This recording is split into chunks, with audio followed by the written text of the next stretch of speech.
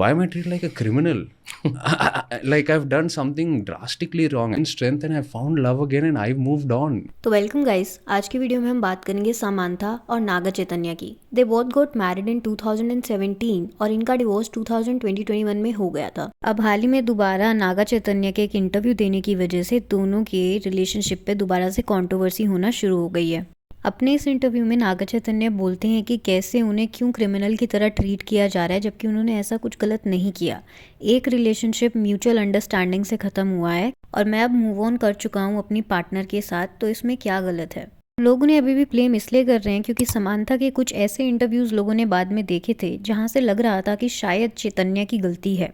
Marriage 100%. It did not work out, but I was not going to beat myself up and feel guilty for something that I didn't do. और अब बात करें शोभिता धुलीपाले की और नागा चैतन्य की शादी की, तो उस पर नागा चैतन्य ने कुछ ऐसा कहा।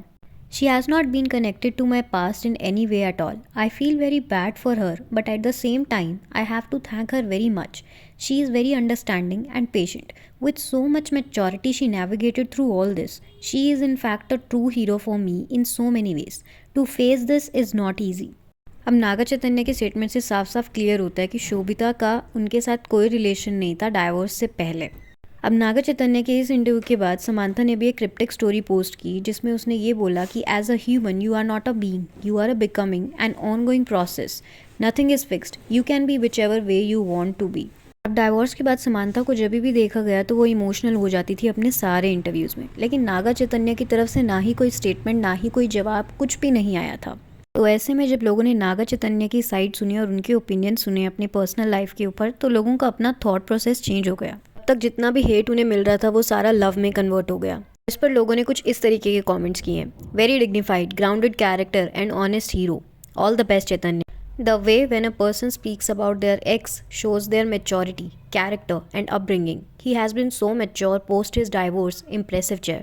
Changed my opinion on him now. I will never judge him again for divorcing Sam.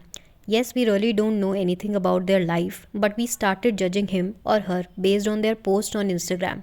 I think we all should stop making bad comments on them and start working on ourselves. Naga Chaitanya पर अब आप लोग के क्या opinions है? Do comment and subscribe to the channel for more updates.